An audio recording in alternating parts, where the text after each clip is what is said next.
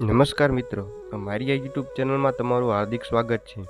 તો મિત્રો, આજના આ વિડીયોમાં સાળંગપુરમાં આવેલ શ્રી કષ્ટભંજન દેવના મંદિરના તમને આજે હું દર્શન કરાવીશ અને સાથે હું ત્યાંનો ટૂંકમાં ઇતિહાસ પણ જણાવીશ। અને ફ્રેન્ડ્સ, અહીંયા જે કિંગ ઓફ સાળંગપુર જે ભવ્ય પ્રતિમા છે 54 ફૂટની, તેના પણ હું તમને દર્શન કરાવીશ। અને સાથે અહીંયા જમવા તથા અહીંયા જમવા માટે કયો સમય અને જે નૂતન ભોજનાલય બન્યું છે કષ્ટભંજન દેવ ભોજનાલય, ત્યાં પણ હું તમને આજના વિડીયોમાં વિઝિટ કરાવીશ અને કેવું જમવાનું આપે છે અને કેવી વ્યવસ્થા છે જમવા માટે, તે બધી જ માહિતી તમને મારા આ વિડીયોમાં આપીશ। માટે વિડીયોમાં ઠેઠ સુધી બનાવી રહેજો અને વિડીયો ગમે તો વિડીયોને અવશ્ય લાઈક કરજો અને મારી યુટ્યુબ ચેનલ જયદીપ ભોંખડિયાને જરૂર સબસ્ક્રાઈબ કરજો। તો ચાલો મિત્રો, વિડીયોને શરૂઆત કરીએ।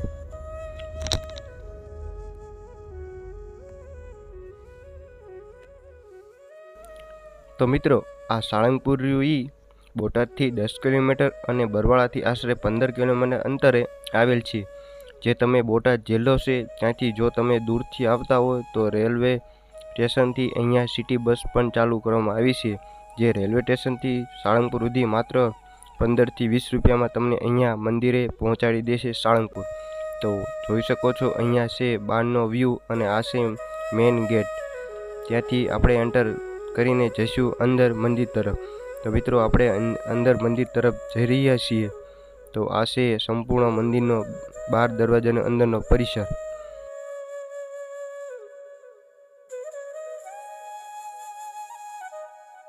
તો મિત્રો, જ્યારે પણ તમે અહીંયા મંદિરના જે ગેટની અંદર તમે પ્રવેશ કરો છો ત્યારે અહીંયા ખૂબ જ સારી એવી પાર્કિંગની પણ વ્યવસ્થા છે, જ્યાં 4 વ્હીલ 2 વ્હીલ તથા અહીંયા લક્ઝરી માટે ફ્રીમાં અહીંયા પાર્કિંગની વ્યવસ્થા છે સંપૂર્ણ રીતે, જે અહીંયા સાવ ફ્રીમાં અહીંયા પાર્કિંગની વ્યવસ્થા છે। તેની ડાબી બાજુ અહીંયા કિંગ ઓફ સાળંગપુર ભવ્ય પ્રતિમા પણ છે। તો સૌપ્રથમ આપણે અહીંયા શ્રી કષ્ટભંજન દેવનું મંદિર છે ત્યાં હું તમને અહીંયા દર્શન કરાવીશ।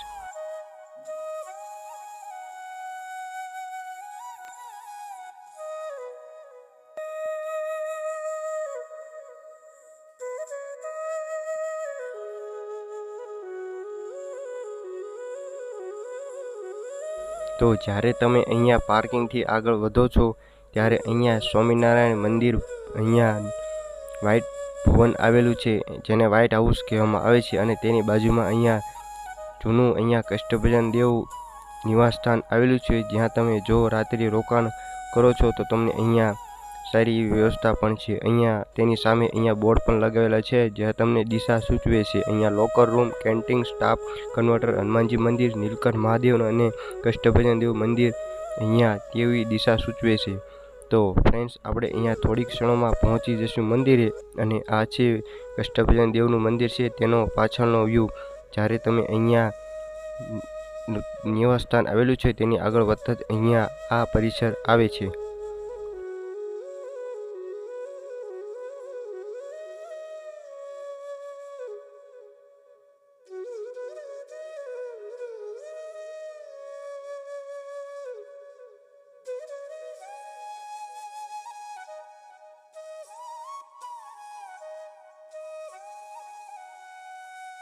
તો ફ્રેન્ડ્સ, આપણે પહોંચી ગયા છીએ અત્યારે મંદિરના પરિસરમાં।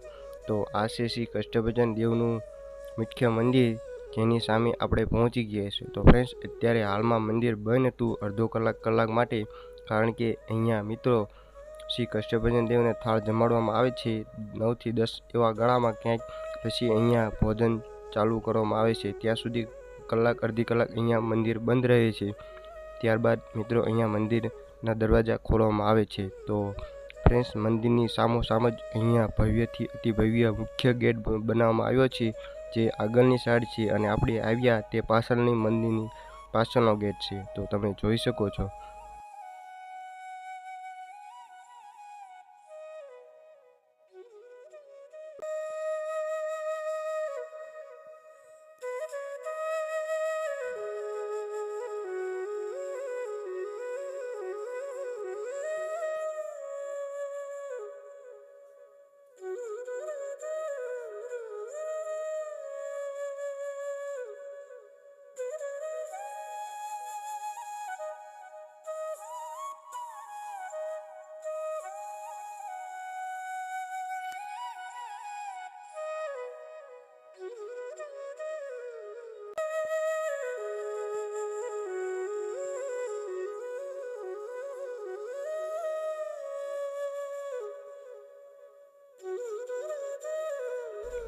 તો અહીંયા મંદિરના દરવાજા ખુલી ગયા છે, તો હવે તમને હું દર્શન કરાવીશ શ્રી કષ્ટભજન દેવના દર્શન.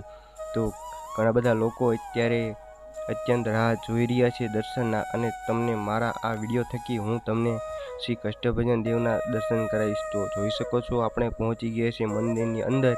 એ ખૂબ જ ભીડ જોવા મળે છે. તો હમણાં થોડી ક્ષણોમાં હું તમને મારા વિડીયો થકી શ્રી કષ્ટભજન દેવના દર્શન કરાવીશ.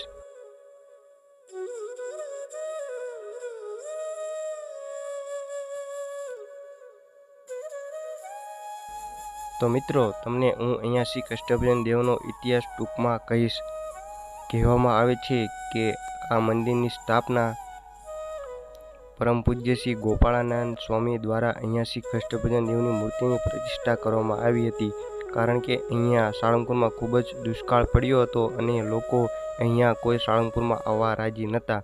માટે ગોપાળાનંદ સ્વામીએ અહીંયા શ્રી કષ્ટભજન દેવની મૂર્તિની સ્થાપના કરી અને શ્રી કષ્ટભજન દેવ હનુમાનજી મહારાજને તે મૂર્તિમાં એક છડી વડે તેમના તેજ રૂપે અહીંયા બિરાજમાન કર્યા શ્રી ગોપાળાનંદ સ્વામીએ. તો આવો ટૂંકમાં કંઈક ઇતિહાસ છે શ્રી કષ્ટભજન દેવ મંદિરનો.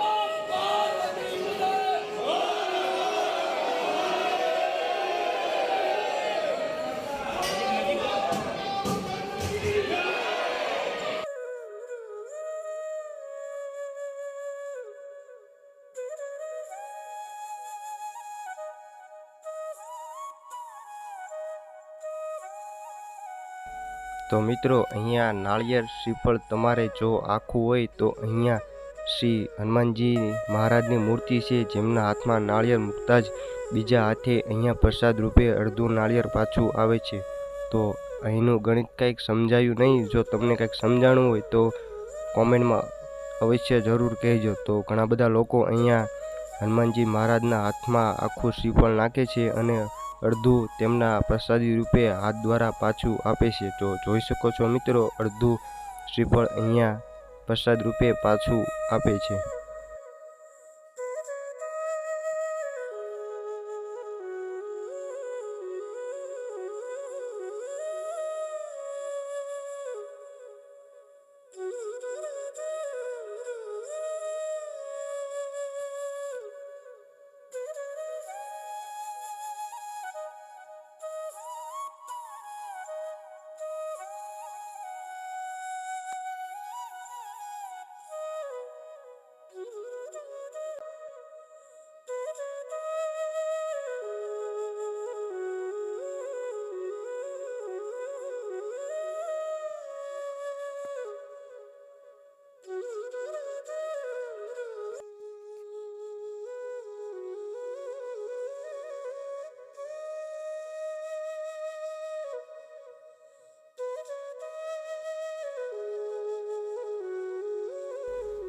તો મિત્રો, જ્યારે પણ તમે અહીંયા શ્રી કષ્ટભજન દેવના દર્શન કરીને બહાર આવો છો તો એક્ઝેક્ટ તેમની સામે અહીંયા શ્રી હરિ મંદિર સ્વામિનારાયણ ભગવાનનું અહીંયા તમને મંદિર જોવા મળે છે, જે કાષ્ટ કોતરણીથી કમ નથી. કેમ કે અહીંયા કલાકૃતિથી દરવાજા અને આખું મંદિર અહીંયા લાકડા દ્વારા કલાકોતરીથી અહીંયા બનાવવામાં આવ્યું છે અને જૂની વસ્તુઓ પણ આ સ્વામિનારાયણ ભગવાન શ્રી હરિ મંદિરમાં તમને જોવા મળે છે. તો ત્યાં પણ હું તમને દર્શન કરાવીશ અને જે જૂની વસ્તુઓ આવેલી છે તે પણ હું તમને આ મારા વિડીયોમાં દેખાડીશ.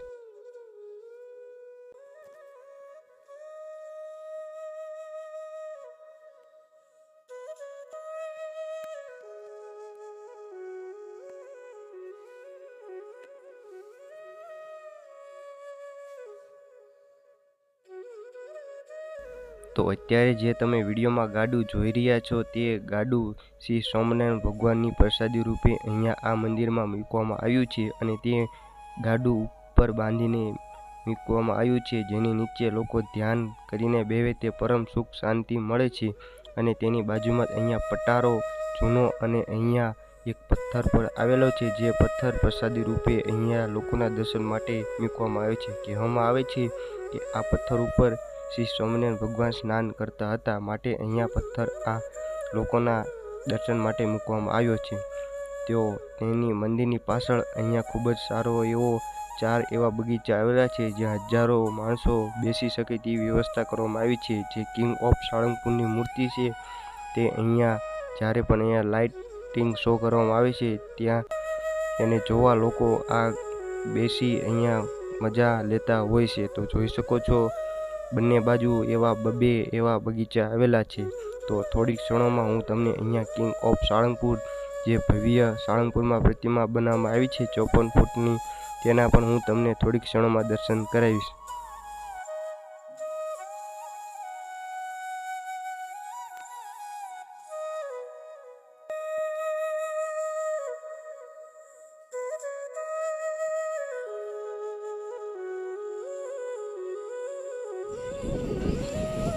તો ફ્રેન્ડ્સ, અત્યારે જે તમે દર્શન કરી રહ્યા છો તે કિંગ ઓફ સાળંગપુર જે ભવ્ય અહીંયા સાળંગપુરમાં પ્રતિમા બનાવવામાં આવી છે 54 ફૂટની તે છે. મિત્રો જોઈ શકો છો અહીંયા આ છે કિંગ ઓફ સાળંગપુર.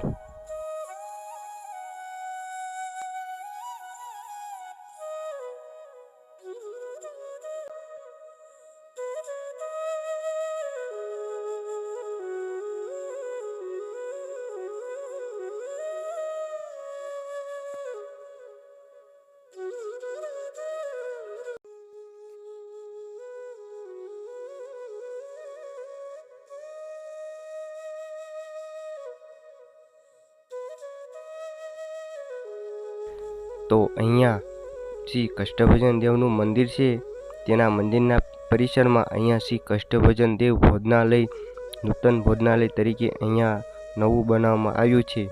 જે જૂનું હતું તેને પાડી દઈને અહીંયા ખૂબ જ સારી એવી વ્યવસ્થા અને ખૂબ સારી એવા વિશાળ સ્તરમાં આ નૂતન ભોજનાલય બનાવવામાં આવ્યું છે, જેમાં સારી એવી લિફ્ટની પણ વ્યવસ્થા છે, જ્યાં લોકો કોઈને પગ દુખતા અથવા કે કોઈ ચડી ન શકતા દાદરા તેના માટે ખૂબ જ સારી વ્યવસ્થા લિફ્ટની પણ કરવામાં આવી છે, જેની લોકો અત્યારે મજા લઈ રહ્યા છે. અને થોડીક ક્ષણોમાં આપણે પણ અહીંયા ભોજનાલયમાં પહોંચી જઈશું અને તમને કેવી વ્યવસ્થા છે તે બધી માહિતી તમને આગળ હું દેખાડીશ.